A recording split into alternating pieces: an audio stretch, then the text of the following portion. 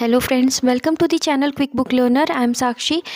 और जो आज हम पढ़ेंगे वो ज्योग्राफी सेशंस को स्टार्ट कर रहे हैं। ये जो ज्योग्राफी होगी ये हमें कंप्लीट लेक्चर्स जो होंगे वो दृष्टि आईएएस की बुक से होंगे। क्विक बुक पब्लिकेशन जो आती है, अगर आप चाहें तो उससे भी रिवाइज़ कर सकते हैं, या अगर आप चाहें तो आप मेरे साथ भी रिवाइज़ कर सकते हैं। तो जो हम पहला चैप्टर स्टार्ट कर रहे हैं वो अक्षांश और देशांतर रेखाओं के बारे में पढ़ेंगे। तो अक्षांश और देशांतर रेखाओं के बारे में क्या क्या महत्वपूर्ण चीज़ें दी गई हैं बुक्स में और चैप्टर्स में, हम उनको देखेंगे। तो सबसे पहले हम सामान्य परिचय देखते हैं कि पृथ्वी के तल पर किसी भी देश अथवा नगर की स्थिति का निर्धारण उस स्थान के अक्षांश एवं देशांतर के अध्ययन द्वारा किया जाता है। तो अगर हम बात करें कि किसी भी देश या अथवा नगर की स्थिति का जो निर्धारण है वो किसके द्वारा निर्धारण किया जाता है, तो अक्षांश एवं देशांतर के अध्ययन द्वारा ही किया जाता है। अक्षांश और देशांतर का निर्धारण कोणीय रूप में किया जाता है। तो जो अक्षांश और देशांतर का निर्धारण है वो किस तरीके से किया जाता है, कोणीय रूप में किया जाता है, एंगल की फॉर्म में किया जाता है।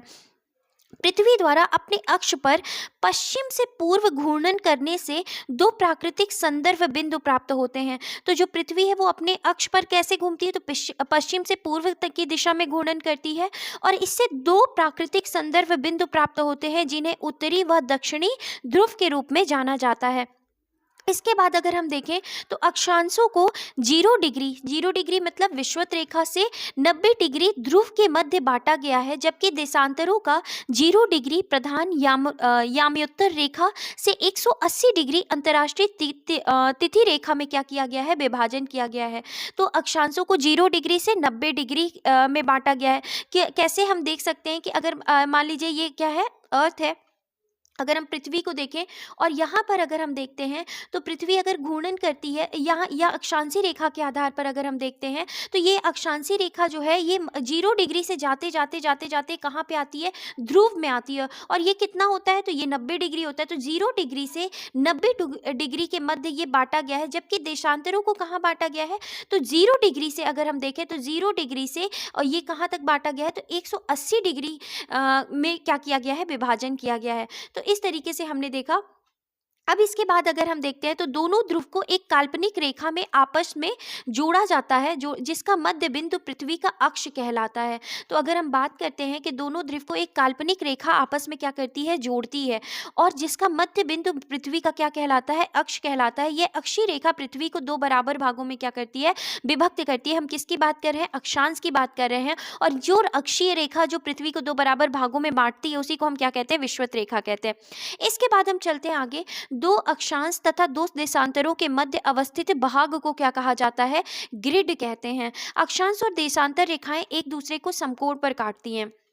इसके बाद अक्षांशी रेखाओं के बारे में अगर हम देखें तो पृथ्वी के केंद्र से विषुवत रेखा को आधार मानकर मापी गई कोणीय दूरी को क्या कहा जाता है, अक्षांश कहते हैं, तथा समान अक्षांशों को मिलाने वाली रेखा को क्या कहा जाता है, अक्षांश रेखा कहते हैं, जो विषुवत रेखा के समांतर खींची गई क्षैतिज रेखाएं होती हैं। तो अगर हम बात करें, जैसे कि ये अगर हम डायग्राम देखते हैं तो यहाँ पे हमें चीज़ें ज़्यादा समझ में आएंगी कि ये अक्षांशी रेखा क्या की गई है, बीच से खींची गई है। और जैसे ये 0 डिग्री से शुरू होती है तो ये यूं अगर आप देखेंगे तो ऊपर भी और नीचे भी ये जो है ये क्या करती है, मिलती चली जाती है। और एक सबसे ऊपर आपको जो बिंदु दिखेगा तो ये 90 डिग्री तक क्या होती है, जाती है। और जो अक्षांशी रेखा 90 डिग्री बिंदु तक जाती है तो ये क्या बनाती है, उत्तरी ध्रुव। और जो दक्षिण में जाती है 90 डिग्री तक वो क्या बनाती है, तो वो दक्षिणी ध्रुव को बनाती है। प्रति 1 डिग्री की अक्षांशी दूरी लगभग 111 किलोमीटर के बराबर होती है। तो 1 डिग्री की जो अक्षांशी दूरी है वो लगभग कितने किलोमीटर की होती है, 111 किलोमीटर के बराबर होती है। किंतु पृथ्वी के प्रत्येक स्थान पर इनका मान एक जैसा नहीं होता है एवं इनकी लंबाई में परिवर्तन देखने को मिलता है। जैसे विषुवत वृत्त पर यह लंबाई कितनी होती है, तो 110.6 किलोमीटर, और ध्रुवों पर कितनी होती है, तो 111.7 किलोमीटर है। इसके बाद विषुवत रेखा से ध्रुवों की ओर जाने पर अक्षांशीय वृत्त की त्रिज्या में क्या आती है, कमी आती है। अर्थात विषुवत रेखा से ध्रुवों की ओर जाने पर अक्षांशीय रेखाओं का आकार क्रमशः घटता जाता है, जो अंततः उत्तर तथा दक्षिणी ध्रुवों पर बिंदु में परिवर्तित हो जाता है। तो अगर ठीक इसी तरीके से जैसे हम अक्षांशीय रेखाओं को देखते हैं, जैसे जैसे ये ऊपर जाने लगती है वैसे ही अक्षांशीय रेखाएं जो होती हैं वो क्या हो जाती हैं, उनका आकार में हमको क्या देखने को मिलता है, घटाव देखने को मिलता है। तो और लास्ट में अगर हम देखें तो जब ये उत्तरी ध्रुव या दक्षिणी ध्रुव पर पहुंचती हैं तो ये अक्षांशीय रेखा एक बिंदु में क्या हो जाती हैं, परिवर्तित हो जाती हैं। इसके बाद दो अक्षांश रेखाओं के बीच की दूरी को कटिबंध कहते हैं। 90 डिग्री अक्षांश रेखा को छोड़कर प्रत्येक अक्षांश रेखा एक संपूर्ण वृत्त होती है। तो अगर हम बात करते हैं 90 डिग्री अगर अक्षांश रेखा को छोड़ दिया जाए तो प्रत्येक अक्षांश रेखा एक संपूर्ण क्या होती है, वृत्त होती है, एक संपूर्ण गोला होती है। विषुवत वृत्त के उत्तर का सभी अक्षांश रेखाओं को उत्तरी अक्षांश कहते हैं या उत्तरी अक्षांश रेखाएं कहते हैं, और दक्षिण की सभी अक्षांश रेखाओं को दक्षिण अक्षांश रेखाएं कहते हैं। इसलिए प्रत्येक अक्षांश के मान के साथ उसकी दिशा यानी उत्तर या दक्षिण लिखी जाती है। उदाहरण के लिए अगर हम देखें तो उदाहरण के तौर पर महाराष्ट्र में चंद्रपुर तथा दक्षिण अमेरिका के ब्राजील में बेलो हॉरिजॉन्टो दोनों ही 20 डिग्री अक्षांश पर स्थित हैं, लेकिन चंद्रपुर की अवस्थिति 20 डिग्री उत्तरी अक्षांश अर्थात 20 डिग्री नॉर्थ तथा बेलो हॉरिजॉन्टो की अवस्थिति 20 डिग्री दक्षिण अर्थात 20 डिग्री साउथ लिखकर क्या किया जाता है, प्रदर्शित किया जाता है। अब इसके बाद हम बात करते हैं महत्वपूर्ण अक्षांशी रेखाओं के बारे में। अगर हम महत्वपूर्ण अक्षांशी रेखाओं में देखें तो सबसे महत्वपूर्ण जो अक्षांशी रेखा आती है वो कौन सी आती है, भूमध्य रेखा या विषुवत रेखा, जिसे इंग्लिश में इक्वेटर कहते हैं। भूमध्य रेखा पृथ्वी की सतह पर उत्तरी ध्रुव एवं दक्षिणी ध्रुव के मध्य दोनों ध्रुवों से समान दूरी पर स्थित एक काल्पनिक रेखा है जो पृथ्वी को दो बराबर भागों में क्या करती है, विभाजित करती है। और दो बराबर भाग कौन से, उत्तरी गोलार्ध और दक्षिणी गोलार्ध। इसे 0 डिग्री अक्षांश रेखा के नाम से भी जाना जाता है। तो अगर हम बात करते हैं इक्वेटर की या भूमध्य रेखा या विषुवत रेखा की, तो इसे और किस नाम से जाना जाता है, 0 डिग्री अक्षांश रेखा के नाम से भी जाना जाता है। विषुवत रेखा से दोनों ध्रुवों तक दोनों गोलार्धों में अनेक समांतर वृत्तों का निर्माण होता है। तो विषुवत रेखा से अगर हम देखें तो दोनों ध्रुवों तक दोनों गोलार्धों में अनेक समांतर वृत्तों का क्या होता है, निर्माण होता है। और भूमध्य रेखा पर सूर्य की किरणें पूरे वर्ष लगभग लंबवत पड़ती हैं। तो अगर हम ध्यान दें तो भूमध्य रेखा पर सूर्य की किरणें पूरे वर्ष लगभग कैसी पड़ती हैं, लंबवत पड़ती हैं, जिससे भूमध्य रेखा पर अत्यधिक हमको सूर्यताप की प्राप्ति होती है। फलतः तापमान सदैव उच्च बना रहता है और इसी कारण यहाँ वार्षिक एवं दैनिक तापांतर जो होता है वो क्या होता है, बहुत कम होता है। दैनिक तापांतर का मतलब क्या होता है कि अगर हम वार्षिक तौर पर भी देखें तो ताप में ज़्यादा अंतर देखने को नहीं मिलता, और हर दिन की तरह भी देखें तो हमें ताप में बहुत ज़्यादा अंतर देखने को नहीं मिलता है। और हमने पढ़ा कि हर अक्षांशी रेखाएं जो है वो क्या बनाती है, अलग अलग क्या बनाती है, वृत्त बनाती है। तो अगर हम जानते हैं कि पृथ्वी जो है अगर गोल है तो ये जो वृत्त है, ये जो लाइन है अक्षांशी रेखा पीछे से भी जाएगी। तो अगर हम देखें तो हर एक जो अक्षांशी रेखा है वो क्या कर रही है, अलग अलग आकार के क्या कर रही है, वृत्तों का क्या कर रही है, निर्माण कर रही है। इसके बाद अगर हम बात करते हैं तो भूमध्य रेखा पर पूरे वर्ष दिन एवं रात की अवधि क्या होती है, बराबर होती है। तो भूमध्य रेखा पर पूरे वर्ष दिन एवं रात की अवधि क्या होती है, बराबर होती है, तथा शीत ऋतु का प्रायः क्या पाया जाता है, अभाव पाया जाता है। इसके बाद भूमध्य रेखा पर वर्ष में 2 बार 21 मार्च और 23 सितंबर सूर्य कैसा चमकता है, लंबवत चमकता है। तो वर्ष में 2 बार कब, 21 मार्च और 23 सितंबर को जो सूर्य है वो कैसा चमकता है, लंबवत। भूमध्य रेखा पर पृथ्वी के गुरुत्वाकर्षण बल का मान क्या होता है, न्यूनतम होता है। तो अगर हम बात करते हैं तो भूमध्य रेखा पर पृथ्वी के गुरुत्वाकर्षण बल का मान क्या होता है, न्यूनतम होता है। जबकि ध्रुवों की ओर अगर हम बात करें तो ध्रुवों की ओर जाने पर यह मान जो है वो क्रमशः बढ़ता जाता है। और अगर हम बात करें तो गुरुत्वाकर्षण बल जो है वो ध्रुवों पर सर्वाधिक होता है, क्योंकि पृथ्वी ध्रुवों पर कुछ चपटी है, जिसके कारण पृथ्वी के केंद्र से ध्रुवों की दूरी भूमध्य रेखा की अपेक्षा क्या है, कम है।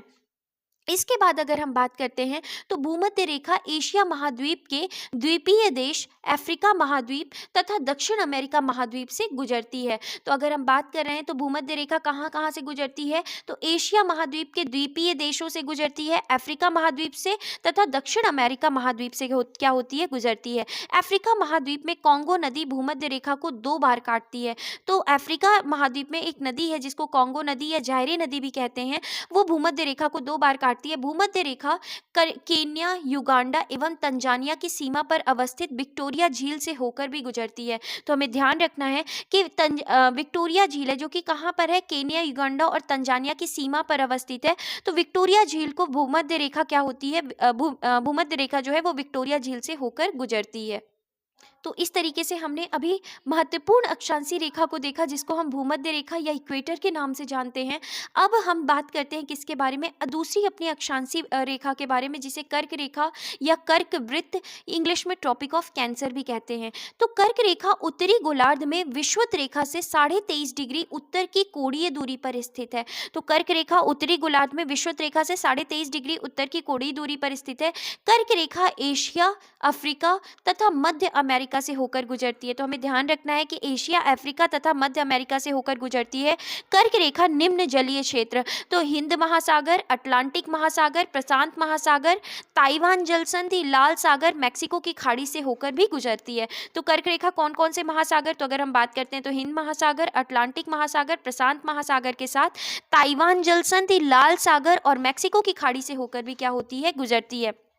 कर्क रेखा मिस्र के नासिर झील से होकर गुजरती है तथा भारत में माही नदी इसको क्या करती है, 2 बार काटती है। तो कर्क रेखा जो है मिस्र के नासिर झील से होकर गुजरती है और भारत में जो कर्क रेखा जाती है उसको माही नदी क्या करती है, 2 बार काटती है। इसके बाद हम अगली महत्वपूर्ण अक्षांशीय रेखा की बात करते हैं, जिसका नाम क्या है, मकर रेखा है, या जिसे मकर वृत्त कहते हैं और इंग्लिश में जिसे ट्रॉपिक ऑफ कैप्रिकॉर्न भी कहते हैं। ये दक्षिणी गोलार्ध में स्थित है। तो ये कहाँ पर स्थित है, तो दक्षिणी गोलार्ध में स्थित है। विषुवत रेखा से 23.5 डिग्री दक्षिण की कोणीय दूरी मकर रेखा या वृत्त को क्या करती है, प्रदर्शित करती है। यह अगर हम बात करें तो दक्षिण अमेरिका, अफ्रीका तथा ऑस्ट्रेलिया महाद्वीप से होकर क्या होती है, गुजरती है।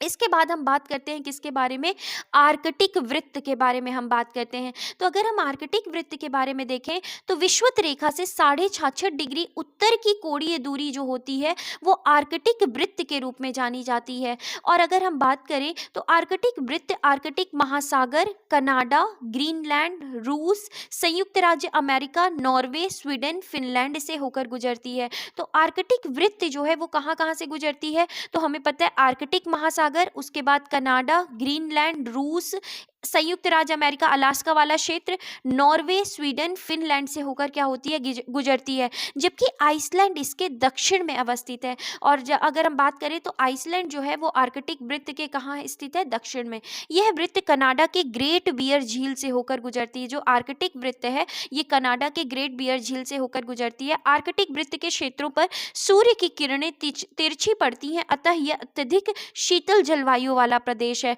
तो आर्कटिक वृत्त के क्षेत्रों पर सूर्य की किरणें कैसी पड़ती हैं, तिरछी पड़ती हैं। इस वजह से यहाँ की जो जलवायु है वो कैसी रहती है, शीतल जलवायु रहती है। इसके बाद हम बात करते हैं अंटार्कटिक वृत्त के बारे में। अंटार्कटिक वृत्त, जिस तरीके से आर्कटिक वृत्त को हमने पढ़ा कि 66.5 डिग्री उत्तर में होता है, सेम उसी तरीके से अंटार्कटिक वृत्त जो है वो विषुवत रेखा से 66.5 डिग्री जो है दक्षिण की कोणीय दूरी अंटार्कटिक वृत्त के रूप में जानी जाती है। अंटार्कटिका का अधिकांश भाग सदैव बर्फ से ढका रहता है, इसलिए इसे क्या कहा जाता है, सफेद महाद्वीप भी कहा जाता है। हम बात करते हैं अब अश्व अक्षांश के बारे में, जिसे हॉर्स लैटिट्यूड भी कहते हैं। अगर हम बात करें 30 डिग्री से 35 डिग्री उत्तरी एवं दक्षिणी अक्षांशों के मध्य स्थित पेटियों को अश्व अक्षांश कहा जाता है।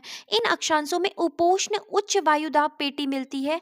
और अगर हम बात करें तो अर्थात यहाँ वायुमंडल में क्या पाई जाती है, स्थिरता पाई जाती है। तो वायुमंडल में स्थिरता और पवन संचार जो होता है वो अत्यंत मंद होता है।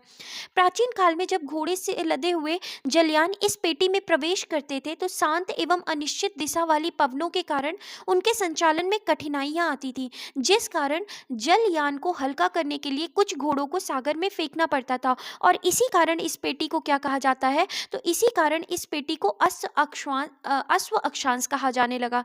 इसके बाद अब हम बात करते हैं किसके बारे में, देशांतर रेखाओं के बारे में। तो अगर हम देशांतर रेखाओं के बारे में देखें, लाइन ऑफ लॉन्गिट्यूड के बारे में देखें, प्रधान याम्योत्तर रेखा के पूर्व या पश्चिम में स्थित किसी स्थान की कोणीय दूरी क्या कहलाती है, देशांतर कहलाती है।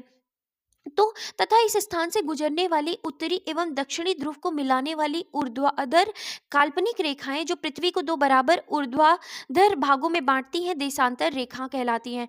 देशांतर रेखाओं को याम्योत्तर रेखाएं भी कहा जाता है। तो अगर हम बात करते हैं कौन सी रेखाओं के बारे में, देशांतर रेखाओं के बारे में, तो अगर हम बात करते हैं कि अगर ये जिस तरीके से हमने देखा था कि अक्षांशीय रेखाएं क्या करती है, ये बताती है कि कोई भी देश जो है वो उत्तरी गोलार्ध में, दक्षिण गोलार्ध में स्थिति बताती है। ठीक उसी तरीके से जो ये देशांतर रेखाएं हैं ये क्या करती हैं, तो ये बताती हैं कि किसी भी देश की जो अवस्थिति है ये पश्चिम में है या कहाँ पे है, पूर्व में है। तो यहाँ पे हमें क्या पता चलता है, पश्चिम गोलार्ध के बारे में पता चलता है और पूर्व गोलार्ध के बारे में पता चलता है। तो और इस रेखा को क्या कहा जाता है, तो इसी रेखा को क्या कहा जाता है, प्रधान याम्योत्तर रेखा, या इसी को प्रधान मध्याह्न रेखा भी कहा जाता है। और अगर हम बात करें तो ये क्या करती है, पृथ्वी को दो भागों में क्या करती है, ये ऊर्ध्वाधर रेखा जो है, खड़ी हुई रेखा जो है, ये पृथ्वी को दो बराबर भागों में बांटती है और इसी को क्या कहा जाता है, देशांतर रेखा कहा जाता है, या इसी को क्या कहा जाता है, याम्योत्तर रेखा भी कहा जाता है। इसके बाद हम बात करें, प्रत्येक देशांतर रेखा एक अर्धवृत्त होती है। तो अगर हम बात करते हैं कि हर जो देशांतर रेखा होती है वो क्या होती है, तो अगर हम बात करें तो वो एक अर्ध क्या होती है, वृत्त होती है। हर एक देशांतर रेखा जो है वो क्या है, एक अर्धवृत्त होती है। और अगर हम देखें तो देशांतर रेखाओं के बीच की दूरी विषुवत रेखा पर सर्वाधिक होती है और तथा ध्रुवों की ओर जाने पर कम होती जाती है, और उत्तरी एवं दक्षिणी ध्रुव पर क्या हो जाती है, शून्य हो जाती है, जहां सभी देशांतर रेखा आपस में मिलती हैं। इसके बाद 0 डिग्री देशांतर रेखा को प्रधान याम्योत्तर रेखा या प्रधान मध्याह्न रेखा कहते हैं। तो ये कौन सी रेखा है, जैसे ये पृथ्वी है तो यहाँ से ये जो बीच में लाइन जाती है इसी को क्या कहा जाता है, इसी को प्रधान मध्याह्न रेखा या प्रधान याम्योत्तर रेखा के नाम से भी कहते हैं। और ये कितने डिग्री पे होती है, तो 0 डिग्री पर रहती है। तो इस तरीके से हमने ये देखा। अब इसके बाद अगर हम देखें तो इंग्लैंड के ग्रीनविच वेधशाला से होकर खींचे जाने के कारण इसे ग्रीनविच रेखा के नाम से भी जाना जाता है। विश्व में समय की एकरूपता को ध्यान में रखकर विश्व के सभी देशों ने समय के आकलन हेतु ग्रीनविच रेखा को सर्वसम्मति से मानक समय रेखा के रूप में स्वीकार किया है और इसीलिए इसे ग्रीनविच मानक समय रेखा के नाम से भी जानते हैं। और अगर हम भारत की बात करते हैं तो भारत का समय जीएमटी से 5.5 घंटे क्या है, आगे रहता है। दो देशांतर रेखाओं के बीच की दूरी को क्या कहा जाता है, गोर कहते हैं। प्रधान याम्योत्तर के पश्चिम की सभी देशांतर रेखाओं को पश्चिमी देशांतर रेखाएं और पूर्व की सभी देशांतर रेखाओं को पूर्वी देशांतर रेखाएं कहते हैं। इसके बाद अगर हम देखते हैं तो प्रधान यामोत्तर रेखा निम्न देशों या क्षेत्रों से होकर गुजरती हैं। तो अगर हम बात करते हैं प्रधान मध्याह्न रेखा जो है वो कितने राज्यों से होकर या किन किन देशों से होकर गुजरती हैं, तो यूनाइटेड किंगडम के बाद स्पेन के बाद फ्रांस के बाद फिर घाना, अल्जीरिया, माली, टोगो, बुर्किना फासो और अंटार्कटिका। तो अगर हम बात करें किसके बारे में, प्रधान याम्योत्तर रेखा जो पृथ्वी के एकदम बीचों बीच गुजरती है वो जो है वो कहाँ से कौन कौन से देशों से गुजरती है, तो सबसे पहले यूनाइटेड किंगडम का नाम आएगा, यूके का नाम आएगा, फिर स्पेन, फ्रांस के बाद अगर हम अफ्रीका में देखें तो फिर घाना, अल्जीरिया, माली, टोगो, बुर्किना फासो और फिर लास्ट में अगर हम देखते हैं तो अंटार्कटिका में आता है। इसके बाद बात करते हैं 0 डिग्री देशांतर रेखा तथा 180 डिग्री देशांतर रेखा मिलकर पृथ्वी को दो बराबर भागों में बांटती है। 0 डिग्री देशांतर रेखा के पूर्व में पृथ्वी के आधे भाग को पूर्वी गोलार्ध तथा पश्चिम के आधे भाग को पश्चिमी गोलार्ध कहते हैं, जिन्हें क्रमशः ईस्ट तथा वेस्ट अक्षरों से क्या किया जाता है, व्यक्त किया जाता है। तो अगर हम बात करें 0 डिग्री देशांतर रेखा और तथा 180 डिग्री देशांतर रेखा मिलकर पृथ्वी को क्या करती है, दो बराबर भागों में बांटती हैं। और 0 डिग्री के देशांतर रेखा के पूर्व में पृथ्वी के आधे भाग को पूर्वी गोलार्ध और पश्चिम के आधे भाग को पश्चिमी गोलार्ध कहते हैं। अगर हम यहाँ एक्सप्लेनेशन में थोड़ा सा डायग्राम के थ्रू देखेंगे तो हमें चीज़ें ज़्यादा क्लियर होंगी कि जैसे ये अर्थ है और अगर हम यहाँ पे बात करते हैं तो ये जो है हमारा ये क्या है, 0 डिग्री है। और यहाँ पे अगर हम देखते हैं तो क्योंकि एक कंप्लीट रिवोल्यूशन में ये क्या हो जाता है, 180 डिग्री। तो इस तरीके से 0 डिग्री से इस 180 डिग्री का ये जो होता है ये क्या बनाता है, ये देशांतर रेखा बनाता है। और जो देशांतर रेखा के पूर्व में जो देश हैं वो पूर्वी गोलार्ध और जो पश्चिम में है वो क्या कहे जाते हैं, पश्चिम गोलार्ध में देश अवस्थित कहे जाते हैं।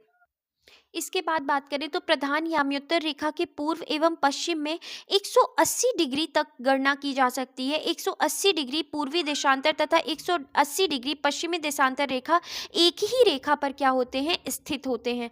इसके बाद नेक्स्ट एक्सप्लेनेशन अगर हम देखें तो पृथ्वी लगभग 24 घंटे में अपने अक्ष पर 360 डिग्री घूमती है, अर्थात वह 1 घंटे में 15 डिग्री तथा 4 मिनट में 1 डिग्री घूमती है।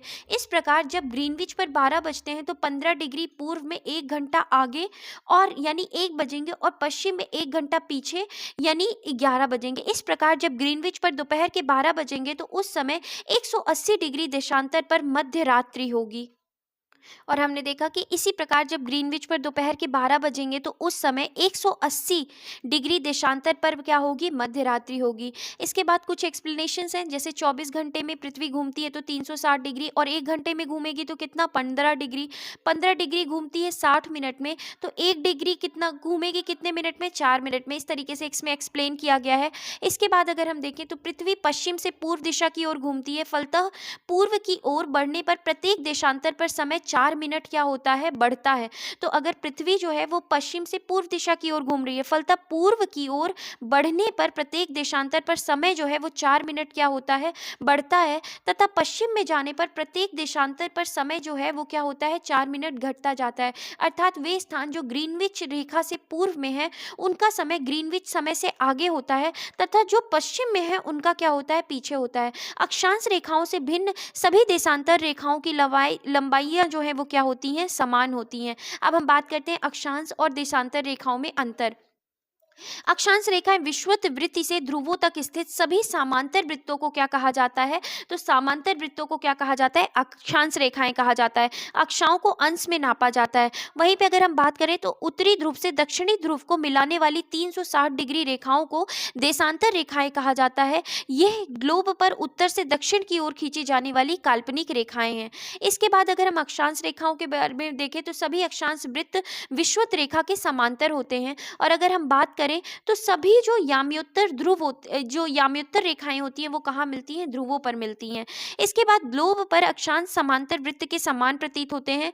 और अगर हम बात करें देशांतर रेखाओं में तो सभी यामोत्तर वृत्त के समान प्रतीत होते हैं जो ध्रुवों से गुजरते हैं। इसके बाद अक्षांश रेखाओं में देखें तो दो अक्षांश रेखाओं के बीच की दूरी लगभग 111 किलोमीटर होती है।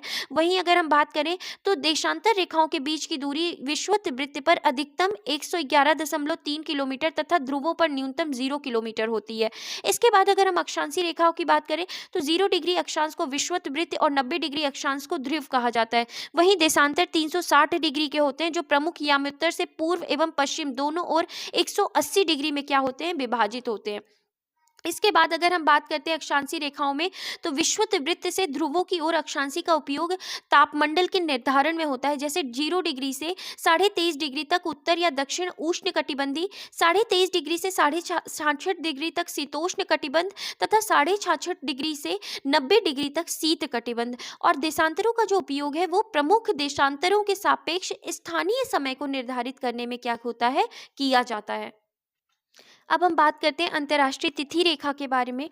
तो पृथ्वी पर समय के निर्धारण के लिए एक काल्पनिक रेखा जो प्रशांत महासागर के मध्य 180 डिग्री देशांतर पर उत्तर से दक्षिण की ओर खींची गई है, उसी को क्या कहा जाता है, अंतर्राष्ट्रीय तिथि रेखा कहलाती है। इस रेखा का निर्धारण सन 1884 में वॉशिंगटन में संपन्न हुए सम्मेलन में किया गया। 180 देशांतर से पूर्व दिशा की ओर जाने पर एक दिन घटाना पड़ता है। तो अगर हम बात करते हैं तो 180 डिग्री देशांतर से पूर्व दिशा की ओर जाने पर एक दिन घटाना पड़ता है, जबकि पश्चिम दिशा की ओर जाने पर एक दिन क्या करना होता है, जोड़ना होता है। तो हमें ध्यान रखना है कि 180 डिग्री देशांतर से पूर्व दिशा की ओर जाने पर एक दिन क्या करना पड़ता है, घटाना पड़ता है, और पश्चिम दिशा की ओर जाने पर एक दिन क्या होता है, जोड़ना पड़ता है।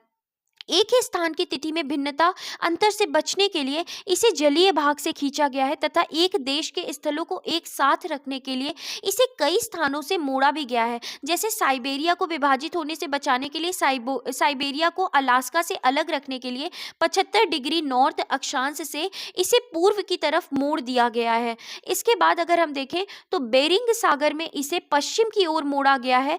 इस प्रकार फिजी और न्यूजीलैंड के विभिन्न भागों को एक साथ रखने के लिए इसे पूर्व की ओर क्या कर दिया गया है, मोड़ दिया गया है।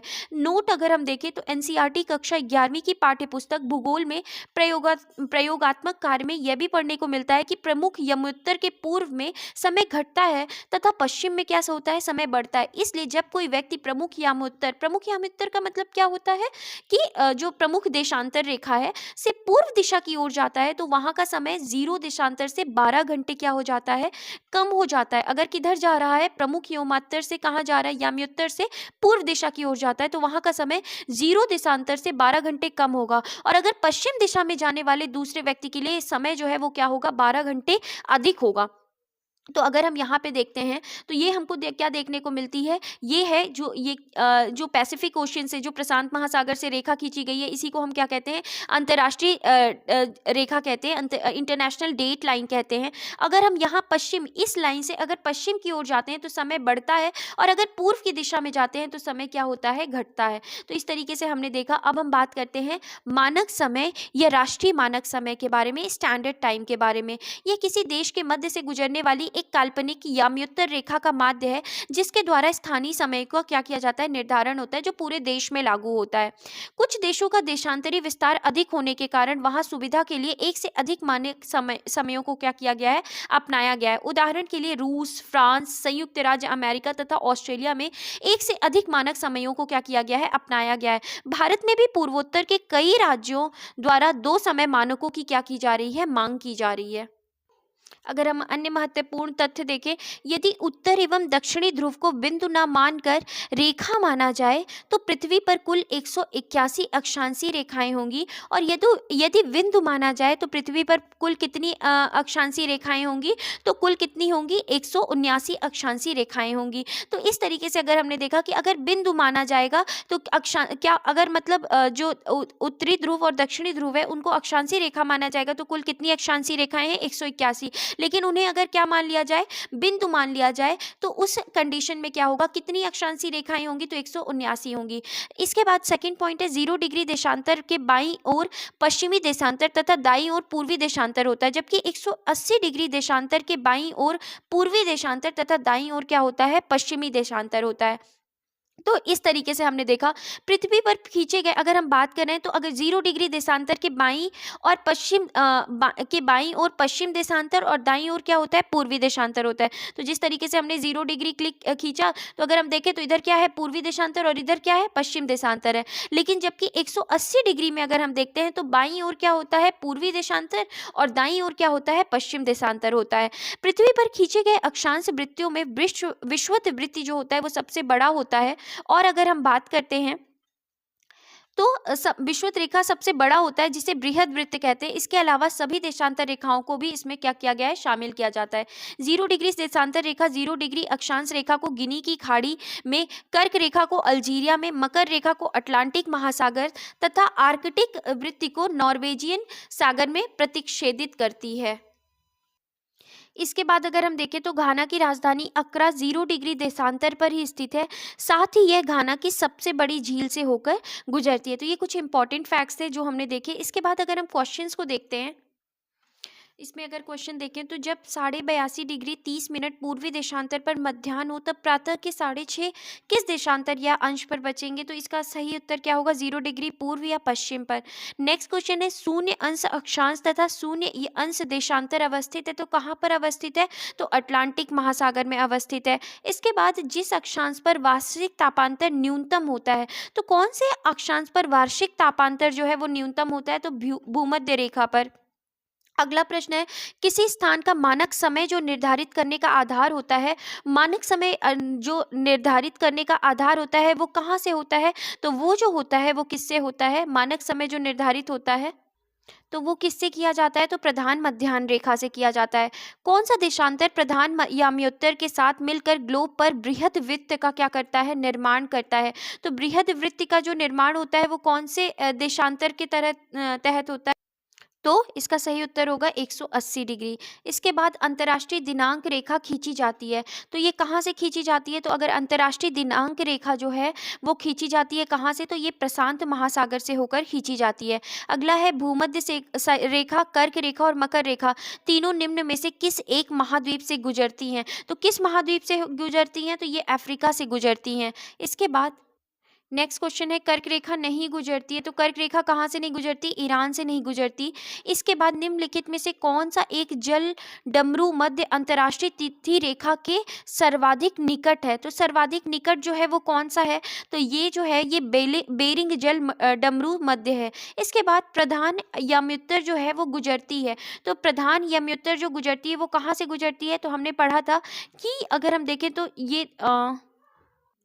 तो ये गुजरती है अल्जीरिया और फ्रांस से। तो इसमें दिए हुए ऑप्शन में 1 और 2 जो है वो क्या है? सही है। इसके बाद किसी जगह का स्थानीय समय 6 बजे के सुबह है, जबकि ग्रीनविच मीन टाइम्स 3 प्रातः है। उस जगह की देशांतर रेखा क्या होगी? तो उस जगह की देशांतर रेखा क्या होगी? 120 डिग्री पूर्व होगी। इसके बाद अगर हम बात करते हैं भूमध्य रेखा निम्नलिखित में से किस देश से होकर नहीं गुजरती है? तो किससे होकर नहीं गुजरती है? तो मैक्सिको से होकर नहीं गुजरती, बाकी केन्या, इंडोनेशिया और ब्राज़ील से होकर गुजरती है। तो इस तरीके से फ्रेंड्स हमने अक्षांशीय रेखा और देशांतर रेखा के बारे में देखा। आई होप आपको ये सेशन अच्छा लगा हो। अगर आपको थोड़ी भी हेल्पफुल लगा हो तो प्लीज़ लाइक करें, शेयर करें और सब्सक्राइब करें। Thank you.